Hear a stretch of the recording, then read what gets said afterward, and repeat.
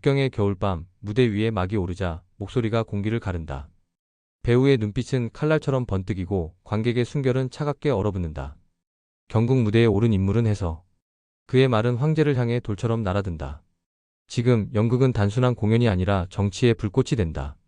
1960년 북경의 부시장이자 역사학자인 오함은 경극 대본 해설파관을 완성했다. 해설한 인물은 16세기 명나라의 가정제를 정면으로 비판하다 파직된 관리였다. 그러나 이 은유는 단순한 역사극이 아니었다. 가정제는 모택동, 해서는 팽덕회를 가리켰다. 팽덕회는 1959년 여산회의에서 모택동의 대약진 운동 실패를 비판했고 그 대가는 정치적 몰락이었다. 무대 위의 대사는 칼날처럼 관객의 가슴을 찌른다. 임금이라도 잘못하면 물러나야 한다. 이 한 줄은 북경의 정치권 전체를 흔든다. 1961년 이 작품은 북경에서 공연되었고 1962년 대약진 운동의 실패가 확연해지자 해설파관은 단순한 예술이 아닌 정치적 사건으로 격상되었다. 1965년 강청은 문예평론가 요문원을 움직여 비판 논문을 쓰게 했다. 요문원의 글은 단순한 평론이 아니라 기소문이었다. 유소기와 등소평을 프롤레타리아 독재를 거부한 부르주아 계급의 중심으로 낙인 찍었다. 그리고 그 글에 모택동이 항주에서 직접 지지를 표하자 당내 균열은 불길처럼 번졌다. 1966년 북경 거리는 구호와 군중으로 가득 찬다. 젊은 홍위병들이 팔을 치켜들고 반동을 외친다. 그 소리는 쇠망치가 유리창을 부수듯 나라 전체를 깨뜨린다. 유소기와 등소평은 중남해에 연금된다. 같은 해 문화대혁명이 시작되었다. 등소평은 3년간 강서성의 귀향지 망성강에서 살아야 했다. 유소기는 옥중에서 병사했다. 권력의 균형은 산산조각 났다.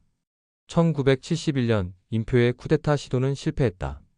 1972년 중국은 미국, 일본과 국교를 정상화하며 바깥 세상과 다시 연결되었다. 그러나 내부는 여전히 피로 얼룩졌다. 1973년 귀향지에서 풀려난 등소평은 다시 국무원 부총리로 복귀했다. 1975년에는 부주석이 되었으나 권력의 바람은 여전히 불안정했다. 1976년 모택동이 사망하고 문화대혁명은 끝났다. 남겨진 것은 상처뿐이었다. 거리의 벽마다 피로 적힌 낙서가 지워지지 않았다. 인격은 군중 속에서 갈기갈기 찢겨졌고 수많은 이들이 끌려가 모욕당했다. 계급투쟁은 체제를 지탱한 힘이 아니라 무질서와 혼란을 불러왔다. 해설파가는 이 모든 광란의 시작이자 끝을 상징했다. 1978년 75세의 등소평은 개혁개방 정책을 시작한다. 무너진 질서와 법치를 다시 세우고 전 세계의 자본을 불러들이는 대전환이었다.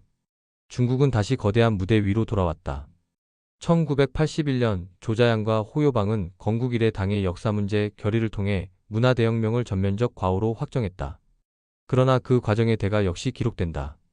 강청은 종신형으로 감형되었지만 가택연금 중 자살했고 왕옥무는 옥사했다. 장춘교와 요문원도 각각 암과 병으로 세상을 떠났다. 무대는 닫혔다. 하지만 그 무대가 불러낸 피해 투쟁은 한 시대의 기억으로 남았다. 중국은 왜 극단적 계급투쟁을 했는가? 해설파관과 문화대혁명은 이 질문에 대한 피로 쓴 답이었다.